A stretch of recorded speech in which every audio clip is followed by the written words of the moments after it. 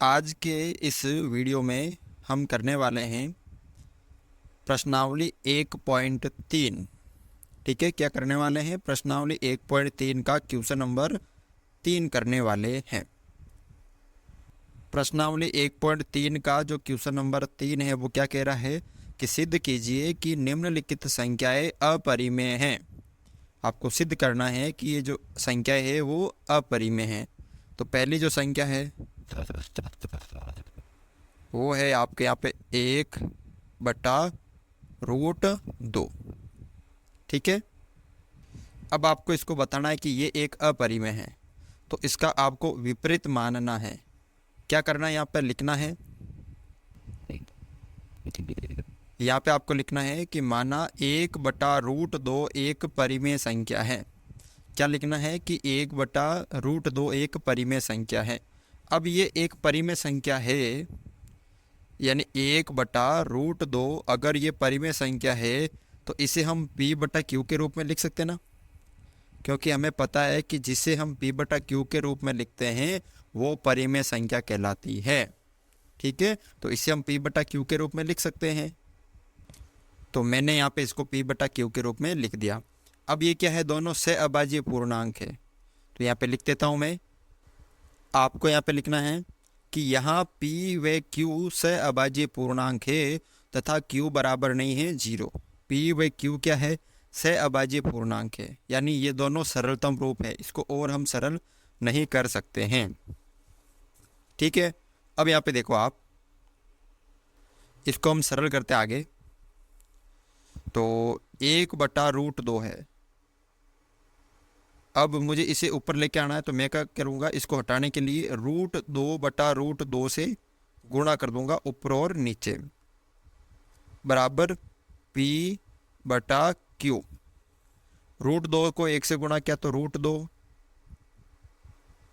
बटा रूट वाली संख्या को रूट से गुणा करते हैं, यानी रूट वाली जो संख्या है अगर उसको हम वापस उसी संख्या से गुणा करते हैं तो उसका रूट हट जाता है और वो संख्या आ जाती है।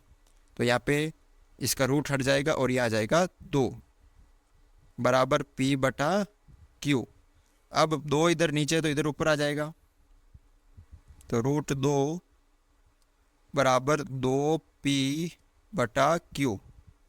अब यहाँ पे देखो, ये आपको नज़र आ रही है कि p/q के रूप में है। इसका मतलब ये क्या है? p/q के रूप में है, तो ये परिमेय संख्या है।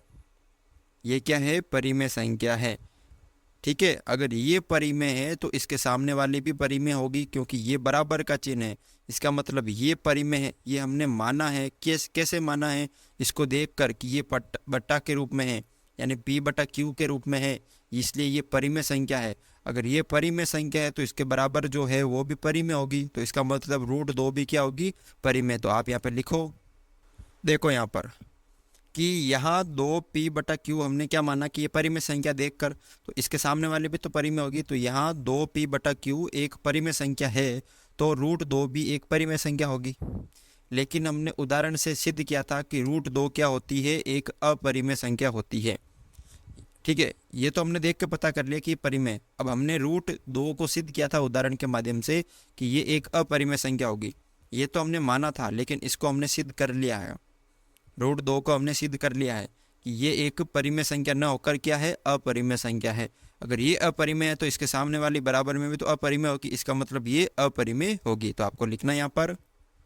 यहाँ पे देखो, हम जानते हैं कि √2 एक अपरिमेय संख्या होती है, ये हमने सिद्ध कर लिया था।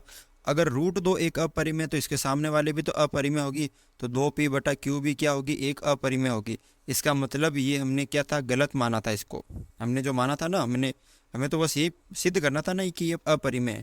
तो इसका मतलब ये जो है 1/√2 ये एक अपरिमेय संख्या है। तो आपको यहाँ पे लिखना है, अतः 1/√2 एक अपरिमेय संख्या है। क्या लिखना है? अतः 1/√2 एक अपरिमेय संख्या है। ठीक है, बिल्कुल इजी है, आराम से आप इसको सरल कर सकते हो। अगर आपको वीडियो अच्छा लगा तो वीडियो को लाइक, और चैनल पर नए हो तो चैनल को सब्सक्राइब ज़रूर करें। दूसरा देखो यहाँ पे 7√5। इसको आपको सिद्ध करना है कि ये एक अपरिमेय संख्या है। तो इसका उल्टा मानना है, आपको मानना है कि 7√5 एक परिमेय संख्या है। अब ये एक परिमेय संख्या है तो 7√5 को हम किसके बराबर लिख सकते हैं? P/Q के बराबर लिख सकते हैं, ठीक है ना। तो यहाँ पे लिखना है, आपको यहाँ पे लिखना है कि यहाँ P और Q जो है वो सहअभाज्य पूर्णांक है और तथा Q बराबर 0 नहीं है। Q बराबर नहीं है क्या? 0, ठीक है। अब देखो 7 इधर गुणा में तो इधर भाग में आ जाएंगे, तो यह बचेगा √5 बराबर P और बटा आ जाएगा नीचे 7Q। अब देखो यहाँ पर ये भिन्न के रूप में यानी P/Q के रूप में, और P/Q वाली क्या होती है? परिमेय संख्या होती है कि नहीं होती है? तब आपको वही लाइन लिखनी वापस कि ये परिमेय है, इसको हमने माना, इसको देखकर हमने माना कि ये परिमेय, इसको हमने ये सिद्ध नहीं किया हुआ लेकिन इसको हमने देखकर मान लिया कि ये एक परिमेय है, ठीक है ना। तो ये परिमेय है तो इसके सामने वाली भी तो परिमेय होगी, तो आपको लाइन लिखनी है। यहाँ पर हमने लिख लिया कि P/7Q परिमेय संख्या है, इसको हमने देखकर मान लिया, तो √5 भी एक परिमेय संख्या होगी क्योंकि इसके बराबर ही तो है ये, यानी ये दोनों बराबर है, ये परिमेय तो ये भी तो परिमेय होगी। तो इसका मतलब ये हमने देखकर माना परिमेय, तो ये भी परिमेय है, लेकिन इसको हमने सिद्ध कर लिया है √5 को क्वेश्चन नंबर 1 में कि ये एक अपरिमेय संख्या है ना। हमने √5 को सिद्ध कर लिया है कि ये एक अपरिमेय संख्या। तो आपको यहाँ पे लिखना है, तो आपको यहाँ पे देखो लिखना है कि हम जानते हैं कि √5 एक अपरिमेय संख्या है, ये हमें पता है। तो P/7Q भी क्या होगी? एक अपरिमेय संख्या होगी। समझ में आ गया ना? क्योंकि हमें ये पता है कि ये एक अपरिमेय है, तो ये भी क्या होगी? एक अपरिमेय। तो अतः लिख दोगे ना आप, अतः P/ ये जो है 7√5 क्या होगी? एक अपरिमेय। लिखना है अतः 7√5 एक अपरिमेय संख्या है, ठीक है। तो इस तरह से आपको ये क्वेश्चन सरल करना है। अंतिम क्वेश्चन है तीसरे का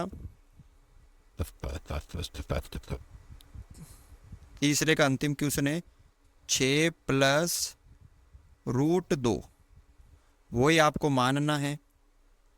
इसको हमने क्या मान लिया? माना ये जो 6 + √2 एक परिमेय संख्या है।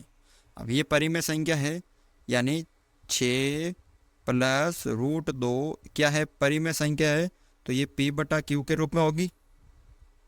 अब वापस आपको लाइन लिखनी है वो, तो आपको लाइन लिखनी है यहाँ P व Q क्या है? सहअभाज्य पूर्णांक है और Q बराबर नहीं है 0।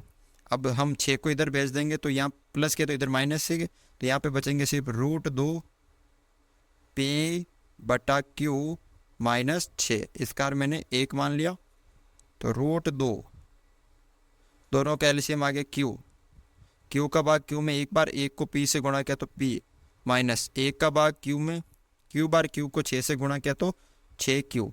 अब ये देखो ये आपको कैसे नज़र आ रही है?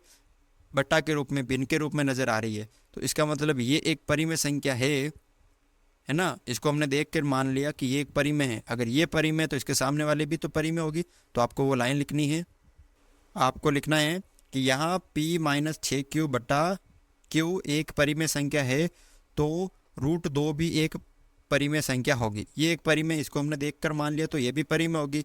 लेकिन हम जानते हैं, उदाहरण हमने सरल किया था कि √2 क्या है? एक परिमेय संख्या न होकर एक अपरिमेय संख्या है। तो ये एक अपरिमेय संख्या है, तो ये भी एक अपरिमेय संख्या है। ये तो हमने देखकर माना, लेकिन इसको तो हमने सिद्ध कर लिया था ना।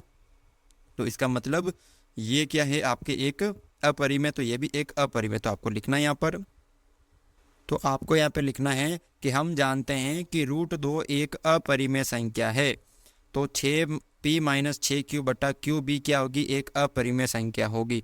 अगर ये अपरिमेय संख्या है तो इसका मतलब ये जो है 6 + √2, अतः 6 + √2 भी क्या होगी? अपरिमेय संख्या होगी। तो यहाँ पे हमने लिख लिया कि अतः 6 + √2 एक अपरिमेय संख्या होगी, ठीक है। तो आपको इस तरह से ये जो क्वेश्चन है वो सरल करना है। अगर आपको वीडियो अच्छा लगा, वीडियो को लाइक और चैनल पर नए हो तो चैनल को सब्सक्राइब ज़रूर करें।